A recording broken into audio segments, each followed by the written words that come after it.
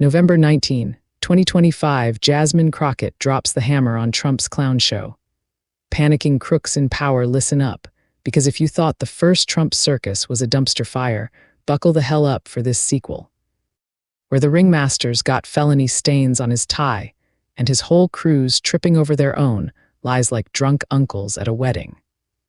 I'm talking about Congresswoman Jasmine Crockett, that Texas firecracker who's been swinging verbal haymakers at the Trump administration lately, and boy, does she have their number. Just yesterday, in some heated oversight hearing that had C-SPAN viewers glued like it was the Super Bowl, Crockett laid it out plain as day. This administration is panicking. And damn if she ain't right, because these folks aren't just scrambling. They're flailing around like headless chickens in a fox den, trying to bury their dirt before the light hits it. You know the type, the ones who promise to drain the swamp but end up building a moat around their own greasy pockets. And now that the walls are closing in, they're sweating bullets and pointing fingers everywhere but the mirror. Let's back up a second, because if you're new to this rodeo or just woke up from a nap induced by too much Fox News Kool-Aid, Jasmine Crockett is the kind of politician we actually need more of, the ones who don't whisper sweet nothings to lobbyists or kiss the ring of every billionaire donor.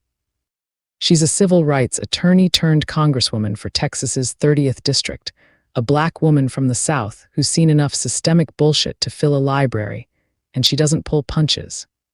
Remember back in January when Trump slithered back into the White House like a bad rash nobody wanted?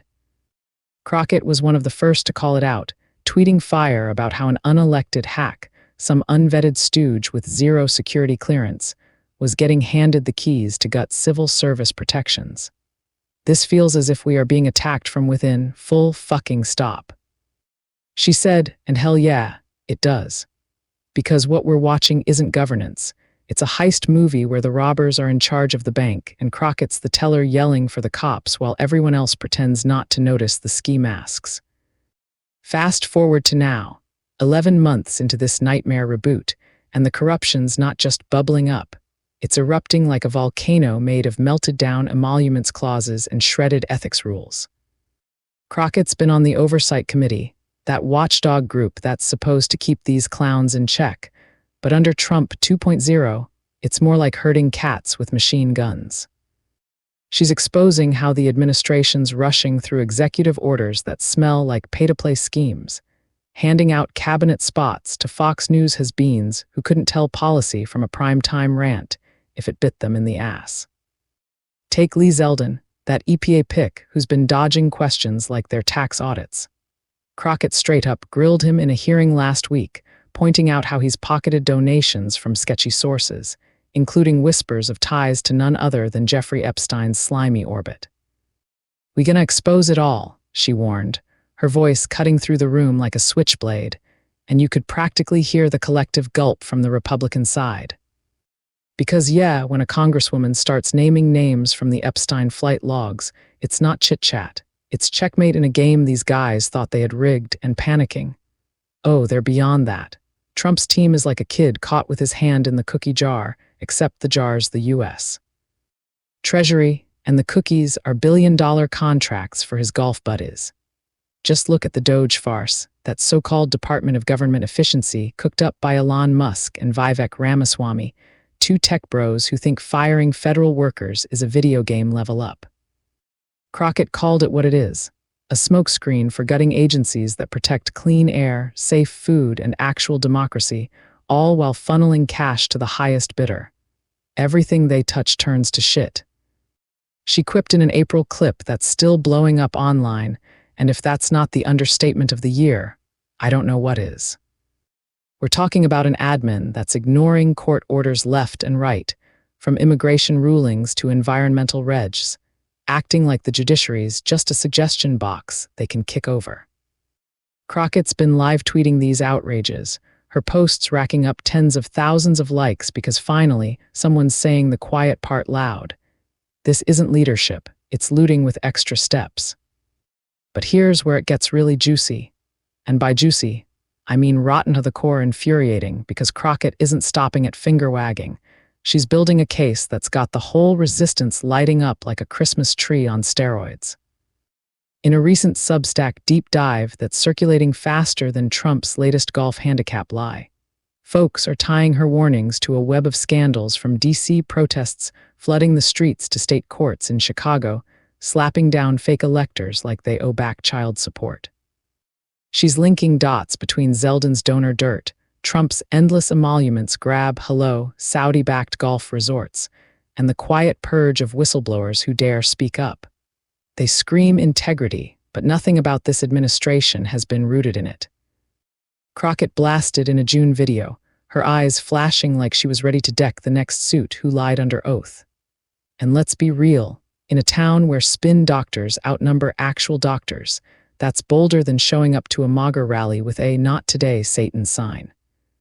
These guys are panicking because the midterms are looming like a storm cloud over Mar-a-Lago, and if voters catch wind of how deep the rot goes, it'll be game over faster than you can say indictment. Don't get me wrong, I'm not here to sugarcoat the mess we've got, because frankly, it's exhausting watching grown-ass adults in power act like toddlers fighting over the last juice box, but Crockett's approach is the shot of espresso we need.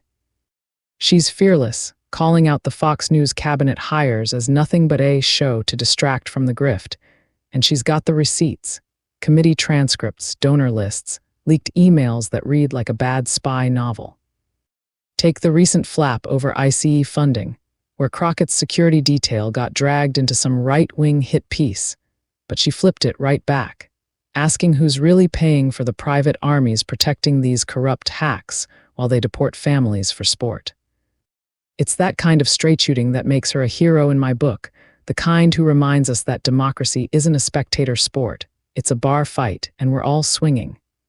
And yeah, the backlash is fierce, trolls flooding her mentions with the usual "go back to Texas." Vile, but she just laughs it off, because women like her didn't get here by flinching at playground taunts. Zoom out a bit, and you see the bigger picture, which is this administration's not just corrupt, it's crumbling under its own weight, with infighting so bad it's like watching Survivor. But with worse hair plugs. Trump's barking orders from his golf cart while his picks like Zeldin dodge subpoenas and Crockett's right there, microphone in hand, turning their chaos into clarity for the rest of us. She's warning about the fake electors still slinking around, state courts pushing back on the big lie remnants, and even Chicago's mayors staring down financial threats from D.C. like "bring it on." It's resistance rising, baby, from the streets to the suites, and Crockett's the voice cutting through the noise, saying what we're all thinking: enough with the panic attacks, time to clean house. Because if we let these clowns keep juggling our tax dollars and rights, we'll wake up to a country that's less United States and more United Scams, and nobody signed up for that sequel. Look, I've got no patience for the pearl clutchers who say we should wait and see. Because waiting got us here, with an admin that's more interested in settling personal scores than fixing potholes or paying teachers. Crockett's exposing it all, from the Epstein echoes to the donor droughts, and her panicking line isn't hyperbole, it's observation from the front lines. These folks are rushing headlong into scandals because they know the clock's ticking, and deep down, even their staunchest fans are starting to smell the bullshit. So yeah, keep watching her, because if anyone's gonna drag this mess into the light, it's Crockett, with her bad attitude swagger and zero fucks given truth bombs that hit harder than a Texas heat wave. 7 days ago, ex-ICE agents rode rage rampage, bullets, badges, and a one-way ticket to the slammer all right. Picture this clusterfuck unfolding on some god-forsaken stretch of LA freeway where everyone's already one honk away from flipping out. And then bam. This head-headed ex-ICE goon decides it's the perfect spot to turn his piece into a drive-through special, unloading rounds like he's auditioning for the next Michael Bay flop, while cars swerve and tires screech like banshees in heat. We're talking about Derek Harlan, that washed-up former immigration and customs enforcement hack who got booted from the agency back in 2023 for one too many enthusiastic takedowns that smelled more like personal vendettas than actual law enforcement. And now, 2 years later, under this deportation fever dream of a Trump reboot, He's staring down the barrel of a federal prison cell for popping off shots in rush hour traffic last month. All because some minivan cut him off and he thought, hell, why not treat it like a border raid gone domestic? Harlan, 42, with that buzz cut and beer gut combo that screams midlife crisis meets mall cop. Allegedly squeezed off 4 rounds from his registered Glock. Yeah, the one he kept after ICE showed him the door, hitting a Prius in the rear bumper and sending shards of taillight flying like confetti at a funeral. And get this, the driver he was raging at. A soccer mom hauling her kids to practice, who ducked low enough to avoid turning her Honda into a colander, but now has PTSD flashbacks every time she merges lanes. Let's rewind the tape on this idiot's greatest hits, because Harlan wasn't some wide-eyed rookie who snapped under pressure. Nah, this guy's resume reads like a highlight reel from America's shittiest cop drama. Starting with his glory days at ICE, where he racked up complaints faster than deportations, including that 2021 fiasco in El Paso, where he tasered a handcuffed asylum seeker so hard the guy pissed himself in front of his lawyer. Or the 2022 bar brawl in San Diego that ended with him flashing his badge to dodge a DUI, classic Fed entitlement, am I right? He got the pink slip after an internal probe found him overzealous in like a dozen stops, code for. This asshole's a loose cannon who treats traffic cams like target practice. But instead of chilling with a beer and Netflix, Harlan doubled down on the macho bullshit, landing a gig as a private security grunt for some sketchy logistics firm hauling cargo that reeks of off-the-books border runs.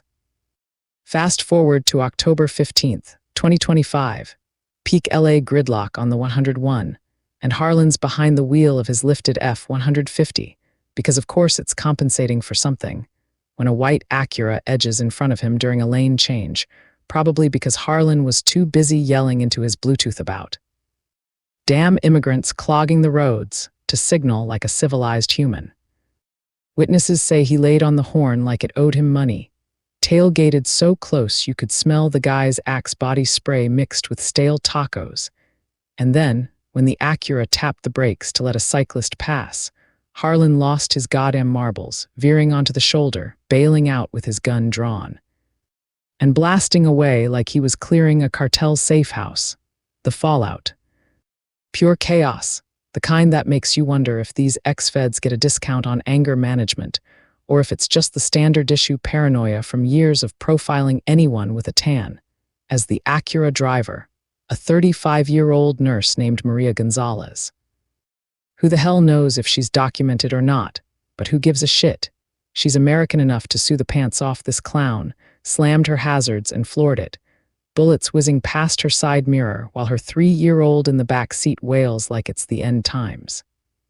CHP cruisers screeched in minutes later, body cams catching Harlan holstering his piece and muttering some bullshit about self-defense. He came at me. But dash footage from a semi-truck tells the real story.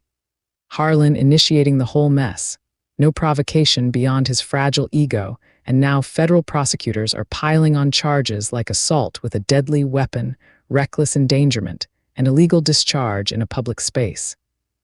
With enhancements because, surprise, he's a prohibited person post-ICE firing. Turns out you can't just waltz around packing heat when the feds say you're too trigger-happy for their club. Facing up to 15 years if the judge doesn't buy his, I panicked. Sob story, Harlan's rotting in county lockup, his bail hearing turning into a circus with his union buddies from the old days testifying that he's a good guy under pressure, which is code for, yeah, he shoots first, asks questions never, and his lawyers already floating the PTSD angle from border traumas, because nothing says victim like a guy who spent a decade terrorizing families at checkpoints. And here's the kicker that ties this steaming pile right back to the MAGA meat grinder churning in D.C., where Trump's second act has supercharged ICE into this roided-out deportation machine that's got agents, and their ex-ones, feeling untouchable. Like they're auditioning for the Gestapo remake with extra AR-15s and zero oversight. Because why bother with rules when you've got executive orders greenlighting mass roundups that turn every traffic stop into a potential war zone? Under this admin, assaults on ICE personnel are supposedly spiking, though their numbers are as fuzzy as Trump's tax returns. But flip the script, and you've got ex-agents like Harlan, marinated in that us versus them. Kool-Aid, carrying it home to suburbia, where a fender bender becomes a firefight because they can't unplug from the paranoia pipeline. Remember that Chicago clusterfuck last month where an active ICE suit ventilated a minivan driver who supposedly lunged at him, or the LA TikToker's elbow getting ventilated during a botched surround-in shoot op that winged a Marshal too. It's all connected.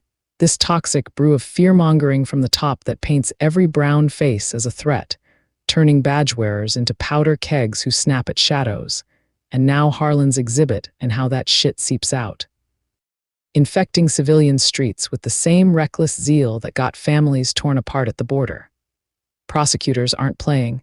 They're dropping body cams still showing Harlan's smirk mid-rant, arguing it's not just road rage but a pattern of militarized mindset baked in from years of Trump's. Build the wall, wet dreams, and if there's justice in this farce of a system, he'll do hard time rubbing elbows with the very folks he used to cuff for sport. Don't kid yourself thinking this is some isolated asshole's bad day, because in the Trump too. Zero timeline, where cabinet hacks are fast-tracking billions to private prisons and efficiency. Czars like Musk are plotting to pink-slip half the civil servants who keep shit from imploding. Stories like Harlan's are the canary in the coal mine, warning that when you glorify goons who treat enforcement like a video game, eventually the pixels turn to people bleeding out on asphalt. Gonzalez, the victim here, is lawyered up with a clue muscle, pushing for a civil suit that could bankrupt Harlan's broke ass and force ICE to cough up docs on how many of their ex-employees are ticking time bombs wandering loose with concealed carries. Because let's face it, the agency's vetting process is about as thorough as a Fox News fact-check. Community watchdogs in South LA are already rallying, turning the shooting into fodder for anti-deportation marches that clog the same freeways Harlan turned into his personal OK Corral, chanting that enough's enough with the paramilitary cosplay disguised as policing. And Harlan. His social media's a ghost town now, scrubbed of the QAnon memes and lock-her-up rants that painted him as a patriot, but too late, buddy. The internet's forever, and so's the mugshot that's gonna haunt his LinkedIn for life.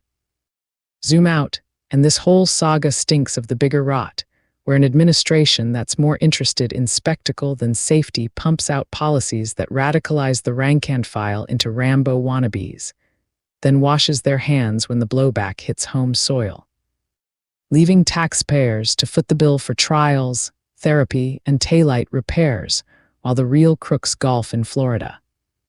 Harlan's facing sentencing in January, and if the judge has half a spine, it'll be the max, a stark reminder that badges don't buy you a get-out-of-jail-free card, no matter how many invasions you hallucinate at every exit ramp. It's infuriating, exhausting, the way these stories keep piling up like uncollected trash, but damn if it doesn't fire you up to call it out, because silence is how assholes like him get second chances, third badges, and fourth strikes before anyone blinks.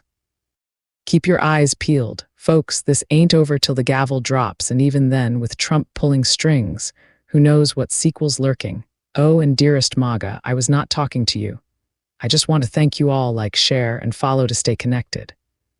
I am Santiago del Carmen Maria, the queen of crowning thoughts, because I say it like it is. Copyright 2025 independent writer, crowning thoughts truth speaker, AI video content creator, writer, blogger, Santiago DC. Maria. All rights reserved.